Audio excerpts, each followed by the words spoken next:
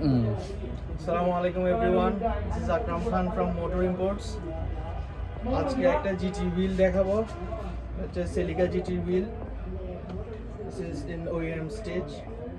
এটার সেন্টার পোর্শনে দুইটা different variants আছে। একটা হচ্ছে এটা আর একটা হচ্ছে এটা।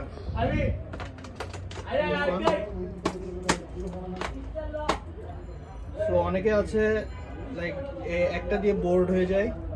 সো আপনারা চাইলে আরেকটা নিয়ে রাখতে পারেন। এটার ইনস্টলেশনটা অনেক ইজি। জাস্ট পিছনে জাস্ট এয়ারব্যাগ বুমটা ইনস্টল করে আর এরপর এটা ইনস্টল করবেন। ইনস্টল করে জাস্ট স্ক্রুগুলো টাইট করবেন। That's it. এটা হচ্ছে আপনার OEM স্টেজ।